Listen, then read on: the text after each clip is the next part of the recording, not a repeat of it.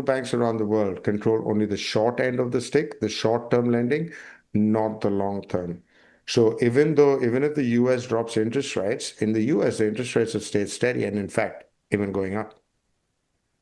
Yeah, I'm just staying on real estate and just thinking of time. I want to whip around a few more stories.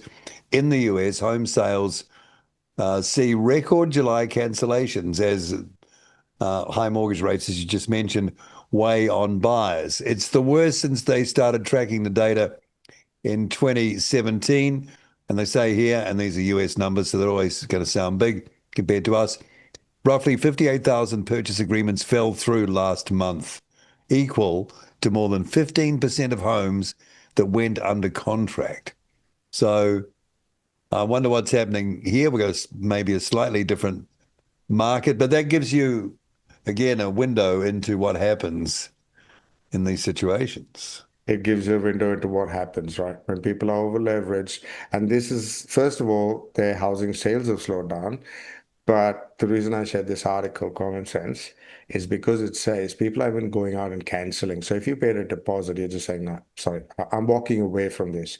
It's a double-edged sword because, as I explained to some of my New Zealand clients and Australian clients, if I'm a prospective buyer and I know the market is tough for people selling houses, and I know the interest rates are going down, now I have a double-edged advantage to just sit back. I just need to sit back because I want to buy a house. If I've been pre-approved, I know interest rates could go lower because RBNZ wants to help the economy, so to speak. So they'll keep dropping interest rates. As I said, it's not going to go that low as last time. So forget that.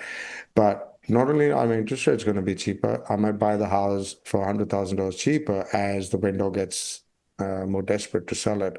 Or his bank is knocking on his door and saying, hey, come on, hurry up before it goes to a mortgagee sale. As I mentioned, this is a cycle of boom and bust. New Zealand, Australia, Canada didn't face it last time. America did during the global financial crisis because it was their big Ponzi housing stuff. They've corrected their balance sheets. And in spite of that, in America, people are canceling mortgagee sales the highest ever. Mortgage applications and settlements. What is that telling you? Can't go any deeper, mate, because we've been talking about this for 2 years and it's still to play out. The tougher times are still coming.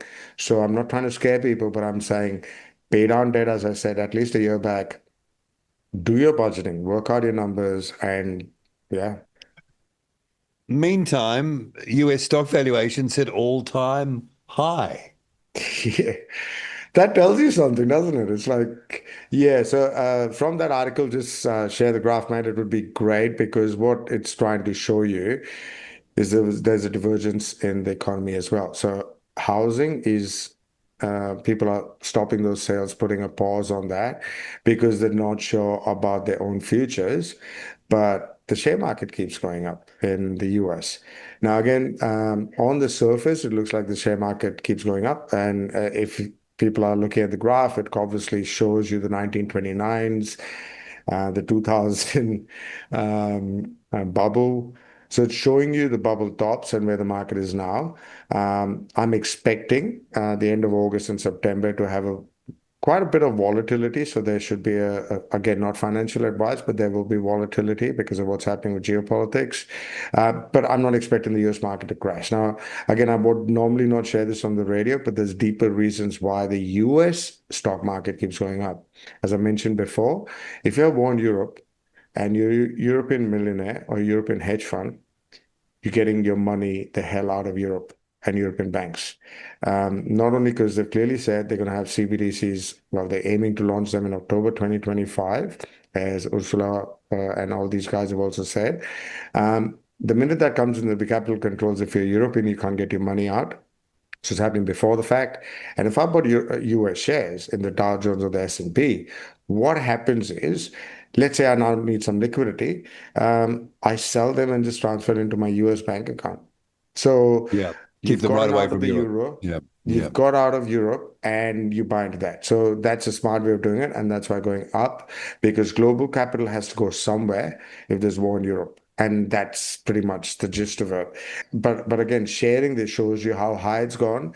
And when it's gone this high in the past, what happens? I'm not rooting for US market share crash because the US market is, there's be volatility in the next month, but the US market is the one place where capital goes to hide, so to speak.